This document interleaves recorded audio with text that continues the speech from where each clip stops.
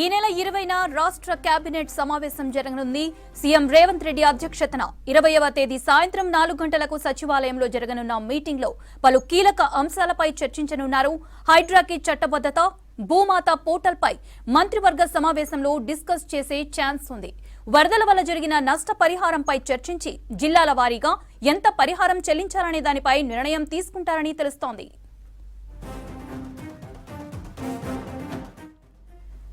మరోవైపు మూసీ ప్రక్షాళన వేగవంతం, నిధుల కేటాయింపుపై మంత్రివర్గంలో చర్చిస్తారని సమాచారం.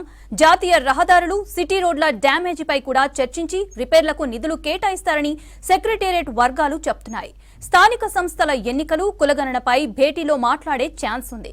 హెల్త్ కార్డులు, రేషన్ కార్డుల జారీపై తుది నిర్ణయం తీసుకోనుంది ప్రభుత్వం. రైట్, 20న కేబినెట్ భేటీకి సంబంధించి మరిన్ని అప్డేట్స్ యాదగిరి అందిస్తారు. యాదగిరి, కేబినెట్ భేటీలో ఏ అంశాలపై చర్చించే ఛాన్స్ ఉంది?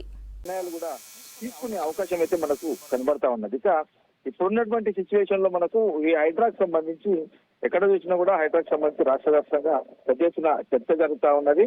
అయితే ఇప్పటికే దీని మీద ఇప్పుడు హైదరాబాద్ ఏదైతే హైదరాబాద్ ఉందో హెచ్ఎండి పరిధిలో ఉందో ఈ గ్రేటర్ హైదరాబాద్ పరిధిలో ఈ హైడ్రా అనేది ఈ ఏదైతే ఈ నాలాలు అక్రమ నిర్మాణాలు చెప్పారో అక్రమాలకు సంబంధించిన నాలాలకు సంబంధించిన తర్వాత ఆ ఎఫ్టీఎల్ అవన్నీ చూసి అక్కడ అక్రమంగా ఉన్న వాటిని కూల్చేస్తూ ఉంది. అయితే దీన్ని మరింత విస్తరిస్తాము, అవసరమైతే రాష్ట్ర వ్యాప్తంగా కూడా విస్తరిస్తామని చెప్పేసి కూడా ఇప్పటికే దీని మీద ఒక చర్చ కూడా జరుగుతుంది. కాబట్టి దీని మీద కూడా కొంత చర్చించి నిర్ణయం తీసుకునే అవకాశం ఉంటుంది. తర్వాత ఈ హైడ్రాకు చట్టబద్ధత కల్పించే అవకాశం కూడా ఉంటుంది. కాబట్టి దీని మీద కూడా ఈ 20న నిర్వహించే కేబినెట్ సమావేశంలో ఈ హైడ్రాకు చట్టబద్ధత అనే దాని మీద చర్చించి ఒక నిర్ణయం తీసుకునే అవకాశం అయితే ఉంటుంది. ఇక వీటితో పాటు మనం చూసాము, ఈ వరదలు పెద్ద ఎత్తున రాష్ట్రంలో వర్షాలు వచ్చాయి, భారీ వర్షాలు వచ్చాయి, పెద్ద ఎత్తున వరదలు వచ్చాయి. తర్వాత ఎక్కడికక్కడ ఇల్లు కూలిపోయాయి, చాలా ఇల్లు దెబ్బతిన్నాయి. తర్వాత చెరువులు, కుంటలు ఎక్కడికక్కడ దానికి సంబంధించినటువంటి కట్టలను కూడా పగిలిపోయాయి. సో ఊహించని స్థాయిలో మొన్న ఏదైతే 3-4 రోజుల వర్షాలు పడ్డాయో ఆ వర్షాలలో ఊహించని స్థాయిలో పెద్ద ఎత్తున వరదలు వచ్చాయి. ఈ వరదలో ప్రాణ నష్టం జరిగింది, తర్వాత పశువుల నష్టం జరిగింది, ఇండ్లు చాలా కూడా ఇండ్లు కూలిపోయాయి, కొన్ని ఇండ్లు పెద్ద ఎత్తున దెబ్బతిన్నాయి.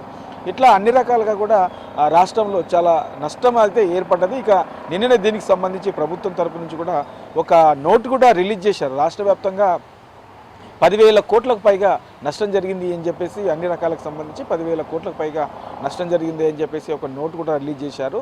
అయితే దీనికి సంబంధించి ఈసారి కేంద్రం నుంచి కూడా కొంత ఉదార స్వభావంతో నిధులు కూడా రాష్ట్రానికి ఎక్కువ కేటాయించాలి, ఈ వరద బాధితులను ఆదుకోవాలి అని చెప్పేసి ఇప్పటికే ప్రభుత్వం ప్రకటించింది, కేంద్రానికి లేఖ కూడా రాసింది.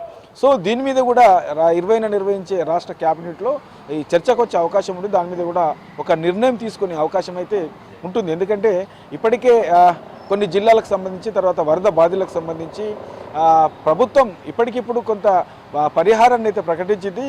ఇక ఇండ్లు కోల్పోయిన వాళ్లకు ఒక్కో కుటుంబానికి 16,500 రూపాయలను కూడా ఆర్థిక సాయం ఇచ్చి ఆదుకున్నది. కానీ పూర్తి స్థాయిలో ఇంకా ఆదుకోవాల్సిన అవసరం ఉంది. తర్వాత పెద్ద ఎత్తున నష్టం జరిగింది. కాబట్టి దీనికి సంబంధించి ఇక ఏ జిల్లాలో ఎంత నష్టం జరిగింది, సో ఆ జిల్లాకు నిధులు ఎంత కేటాయించాల్సిన అవసరం ఉంటుంది. ఇట్లా ఓవరాల్గా దీని మీద కూడా రాష్ట్ర కేబినెట్లో చర్చించే అవకాశం ఉంటుంది. దాని మీద ఒక నిర్ణయం తీసుకునే అవకాశం కూడా ఉంటుంది. ఇక మూసీ ప్రక్షాళనకు సంబంధించి ఇప్పటికే దీని మీద పనులు వేగవంతం చేయాలి అని చెప్పేసి సీఎం రేవంత్ రెడ్డి ఇప్పటికే అధికారులకు సూచించారు. కాబట్టి ఈ మూసీ ప్రక్షాళనకు సంబంధించి, దానికి సంబంధించినటువంటి పనులకు సంబంధించి, తర్వాత టెండర్లు ఎంతవరకు వచ్చాయి, ఏంటి, అధికారులు తీసుకుంటున్నటువంటి నిర్ణయాలు ఏంటి, ఇట్లా ఓవరాల్గా దీని మీద కూడా చర్చించే అవకాశం ఉంటుంది. ఇప్పటికే ఈ మూసీ పరివాహక ఏరియాలో ఉన్నటువంటి ఇళ్లకు సంబంధించి సర్వే కూడా చేస్తామన్నారు. తర్వాత అక్కడ ఉన్నటువంటి ఇండ్లు ఎన్ని ఉంటాయి, సో అక్కడ ప్రత్యామ్నాయంగా వాళ్ళకు ఆ ఇల్లు కల్పించాలంటే ఎక్కడ కల్పించాలి, ఏంటి, ఇప్పటివరకు తీసుకున్నటువంటి నిర్ణయాలు ఏంటి, ప్రభుత్వం ఏం చేయబోతుంది అనే దాని మీద కూడా రాష్ట్ర కేబినెట్లో నిర్ణయించి దాని మీద కూడా ఒక స్పష్టమైనటువంటి క్లారిటీ వచ్చే అవకాశం ఉంటుంది. దాని మీద కూడా ఒక నిర్ణయం తీసుకునే అవకాశం అయితే మనకు కనబడతా ఉన్నది. ఇక వీటితో పాటు ఇప్పుడున్నటువంటి సిచ్యువేషన్లో స్థానిక సంస్థలకు సంబంధించినటువంటి ఎన్నికలు ఎప్పుడు అనే దాని మీద పెద్ద ఎత్తున రాష్ట్ర వ్యాప్తంగా కూడా చర్చ జరుగుతుంది. ఇప్పటికే సీఎం రేవంత్ రెడ్డి కూడా త్వరలోనే ఈ స్థానిక సంస్థలకు సంబంధించినటువంటి ఎన్నికలు కూడా నిర్వహిస్తాం. ఎందుకంటే ఈ ఎన్నికల ఆలస్యం కారణంగా కేంద్రం నుంచి వచ్చే నిధులు కూడా రాకుండా పోతే దీనివల్ల గ్రామీణ ప్రాంతాల అభివృద్ధికి కొంత ఇబ్బంది అవుతుంది, ఆ నిధులు లాస్ అవుతామని చెప్పేసి దాన్ని దృష్టిలో పెట్టుకొని ఎన్నికలు నిర్వహించాలని చెప్పేసి ప్రభుత్వం భావిస్తుంది.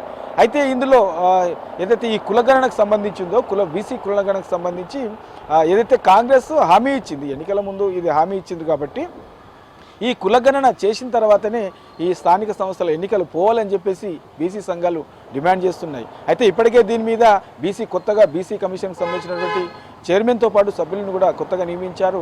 ఇప్పటికే దీని మీద ఎట్లా ఉంది అంటే ఇప్పటి వరకు ఉన్నటువంటి కమిషన్ కులగణనకు సంబంధించి ఏం చేసింది, వాళ్ళ దగ్గర ఉన్న రిపోర్ట్ ఏంటి, కొత్తగా మనం ఇక ఏం చేయాలి, హైకోర్టు కూడా దీనికి సంబంధించి ఒక తీర్పు కూడా ఇచ్చింది కాబట్టి హైకోర్టు సూచనలు చేసింది కాబట్టి హైకోర్టు సూచనల ప్రకారం ఎట్లా ముందుకెళ్ళాలి, ఏంటి కులగణనకు సంబంధించినటువంటి అంశాలు ఏంటి, సో ఇట్లా ఓవరాల్గా దీని మీద కూడా నిర్ణయం తీసుకునే అవకాశం కనబడుతుంది. కులగణన తర్వాత ఈ స్థానిక సంస్థల ఎన్నికల నిర్వహణకు సంబంధించి ఎప్పుడు పోతే బాగుంటుంది, ఎట్లా మరి ఎవరికి కూడా అన్యాయం జరగకుండా ఉండాలంటే ఎట్లా ముందుకెళ్ళాలి అనే దాని మీద కూడా చర్చించి దాని మీద కూడా ఒక నిర్ణయం తీసుకునే అవకాశం అయితే ఉంటుంది. ఇక వీటితో పాటు ఇప్పటికే ఎక్కడ కూడా మనకు ఈ ఫ్యూచర్ సిటీకి సంబంధించి హైదరాబాద్లో మరో ఫ్యూచర్ సిటీ తీసుకొస్తాం, అందుబాటులోకి తీసుకొస్తాం, అభివృద్ధి చేస్తామని చెప్పేసి ఇప్పటికే ప్రభుత్వం నిర్ణయించింది. అందులో భాగంగా ఈ ఫ్యూచర్ సిటీలో ఎట్లాంటి ఇండస్ట్రీస్ అక్కడ ఏమేమి ఏర్పాటు చేయొచ్చు, ఫ్యూచర్ సిటీ తొందరగా డెవలప్ చేయాలంటే మనం ఎట్లాంటి నిర్ణయం తీసుకోవాలి, అక్కడ రావాల్సినటువంటి కంపెనీలు ఏమేమి రాబోతున్నాయి, అక్కడ ఏమేమి పెట్టబోతున్నాయి, ఇట్లా ఓవరాల్గా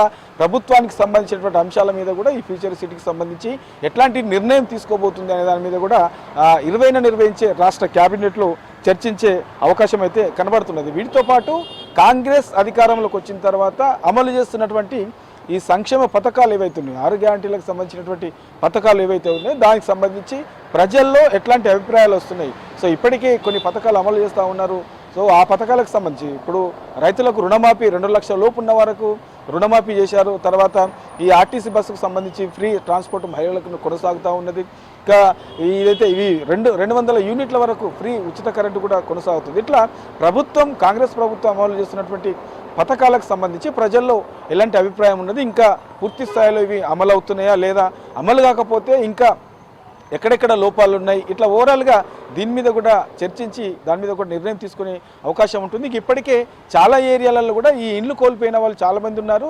ఆ ఇండ్లు ఎవరైతే నష్టపోయారో వరదల వల్ల వాళ్ళందరికీ కూడా ఇందిరమ్మ ఇళ్ల కింద ఇల్లు ఇస్తామని చెప్పేసి ప్రభుత్వం ప్రకటించింది కాబట్టి దానికి సంబంధించి కూడా ఒక నిర్ణయం తీసుకొని అసలు రాష్ట్ర వ్యాప్తంగా ఈ వరదల కారణంగా ఎన్ని ఇండ్లు నష్టపోయారు, ఎంతమంది ఇబ్బంది పడుతూ ఉన్నారు, ఇండ్లు లేని వాళ్ళు ఎంతమంది ఉన్నారు, ఇట్లా ఓవరాల్గా దీని మీద లెక్కలు తీసి వాళ్ళకు కూడా ఈ ఇందిరమ్మ ఇళ్లకు సంబంధించి ఎప్పటి నుంచి ఇచ్చే అవకాశం ఉంటుంది, ఎంతమందికి ఇచ్చే అవకాశం ఉంటుంది అనే మీద కూడా చర్చించి నిర్ణయం తీసుకునే అవకాశం అయితే కనబడుతుంది. ఓవరాల్గా రాష్ట్ర ప్రభుత్వం ఉన్నటువంటి ప్రయారిటీసీలు ప్రజలకు కావాల్సినటువంటి పథకాలు తర్వాత ఇంకా ప్రభుత్వం ఏమేమి చేయబోతుంది, ఎలాంటి నిర్ణయాలు తీసుకోబోతుంది అనే దాని మీద పూర్తి స్థాయిలో 20న జరిగే రాష్ట్ర క్యాబినెట్లో చర్చించి కొన్ని అంశాలపైన నిర్ణయం తీసుకునే అవకాశం అయితే ఉంటుంది.